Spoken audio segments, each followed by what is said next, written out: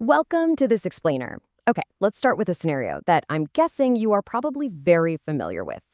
You just used an AI tool to write a listing description. It came out incredibly polished. It was way faster than anything you could have typed up yourself. And your seller, they absolutely loved it. So you copied it, pasted it to the MLS, and moved right on to your next task. Look, that is highly efficient, and it's exactly how most real estate agents are operating today. But here is the honest reality we really need to establish right up front. If that description contains a fair housing violation, it literally doesn't matter that an AI wrote it. Because you hit publish and you're the licensee, the ultimate responsibility and liability naturally rests entirely with you. So let's dive into this core tension. AI models are fantastic at their job, which is churning out smooth, persuasive text at lightning speed. But, they don't hold real estate licenses. You do. The big question in the industry right now isn't whether you're allowed to use AI. Using AI to draft your listings is totally legal, and honestly, it's rapidly becoming the industry standard. The real question is whether you are actually reviewing what the tool gives you before you submit it to the public. To be completely clear here, there is no federal law and no National Association of Realtors rule prohibiting the use of AI for listing descriptions. The California Department of Real Estate issued an advisory back in March of 2026, and their stance perfectly summarizes the industry baseline. They basically said AI tools are permitted, but human oversight is required, and the licensee is always responsible for what gets published. This is completely consistent with how HUD and state licensing boards are handling AI content across the board. The tool is allowed, for sure, but the responsibility, that remains entirely yours. Which brings us to a really logical question, right? If these AI models are so incredibly advanced, why on earth do they so frequently write illegal listing descriptions? Why do they just confidently generate text that violates fair housing laws without you even prompting them to do so? Well, the answer really comes down to how these tools learn. AI isn't malicious. It doesn't have a hidden agenda. It simply mimics the massive volume of historical real estate data it was trained on. And unfortunately, that training data includes decades of older listings that have fair housing violations deeply embedded right in them. The AI doesn't know the law. It is just pattern matching the language real estate agents have historically used. And because the AI is just pattern matching old data, it consistently falls into 4 really common fair housing traps. Now, these are blind spots for the AI, but they absolutely cannot be blind spots for you. Let's walk through exactly what these 4 mistakes sound like in the real world and why they're so problematic. Okay, let's look at the first blind spot. This is exactly what familial status language sounds like when an AI generates it. You're going to frequently see phrases like perfect for families, great for couples just starting out, or ideal for a growing family. Now, on the surface, to the AI, this just sounds like warm, inviting marketing copy. But the crucial point here is why this is illegal. Familial status is a federally protected class. By using phrases that imply a preference for buyers with children or buyers without them, you are committing a fair housing violation. The rule of thumb here is actually pretty simple. You must rewrite these phrases to describe the property's physical features, never the type of buyer who should live there. Describe the large yard or the multiple bedrooms, just don't describe the family. That takes us to the second common trap: age-coded language. AI absolutely loves to use this language to sell a specific lifestyle.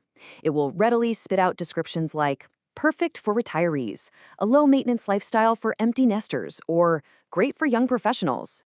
Now, what's really interesting here is how local laws can actually amplify your federal risk if you just blindly trust the AI. Age coding violates fair housing because it clearly implies a preference based on age. But in states like Michigan, age is explicitly added as a protected class beyond what federal law requires. So if you are serving clients in an area with expanded protections, your liability basically skyrockets when the AI uses age-coded lifestyle marketing. The third blind spot happens when the AI attempts to highlight community amenities. It might generate a line like, walking distance to the new church, mosque, or synagogue. The AI is just trying to list things that are nearby to make the location sound super appealing. But while the AI thinks it's being a helpful neighborhood guide, it is inadvertently steering based on religion. Highlighting proximity to specific religious institutions as a community amenity implies a preference by religion, and religion is a federally protected class. You simply have to remove this specific framing entirely from your AI outputs. Just take it right out. The final major blind spot usually occurs when you prompt an AI tool to describe a neighborhood's vibe or atmosphere. The AI might return something like, a neighborhood with a great young vibe and lots of local professionals. Now, even if that description sounds highly positive and complimentary, it is a massive legal issue. Describing who lives in a neighborhood rather than what is physically located there is illegal steering. You are legally required to guide buyers based on the physical attributes of the property and the physical amenities of the area, never the demographic makeup of the neighbors.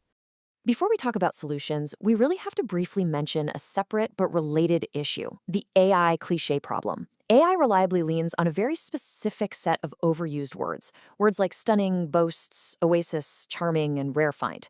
While these specific words are not fair housing compliance violations, there are giant red flags to every single buyer, seller, and agent reading your listing. They signal loudly and clearly that you just copied and pasted a machine's output without actually taking the time to edit it.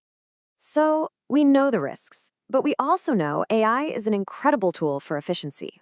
The question is, how do we stay compliant without losing the speed that makes AI so valuable in the first place? Well, good news. You don't need a legal degree. You just need a system. Let's see how this builds into a very simple, concrete, totally non-intimidating habit. This is a pre-publication review process that should literally take you less than 5 minutes. It consists of 4 simple steps. Read it out loud, run it against the shortlist, check your MLS rules, and make one edit. Let's break those down. Step 1 is to read the output out loud. Hearing the words spoken helps you instantly spot awkward phrasing, and way more importantly, it helps you hear if you are describing a person instead of the property. Step 2 is running it against a short list of red flag words we just covered. Scan specifically for mentions of families, couples, retirees, empty nesters, religious references, or demographic framing.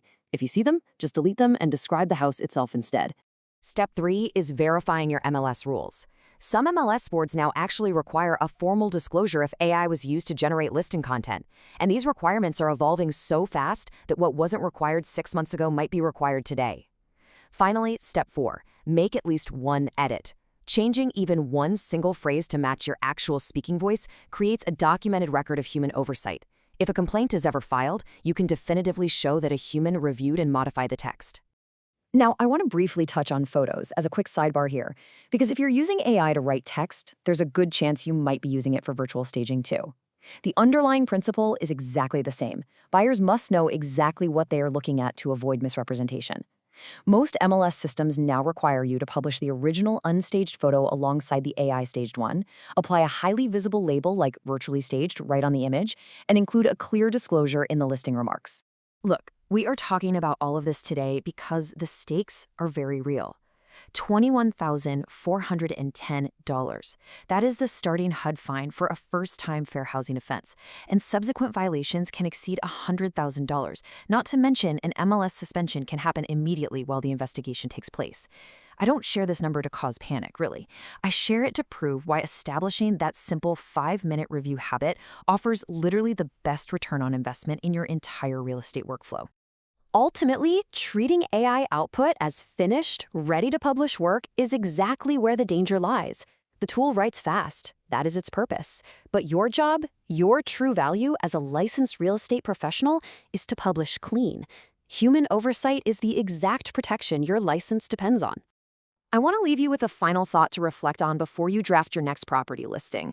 Look at your current workflow right now and ask yourself, are you actively building the guardrails before you actually need them, or have you just been getting lucky so far? Take those 5 minutes to review your AI outputs. It is the absolute smartest trade you can make for your business. Thank you so much for joining me for this explainer.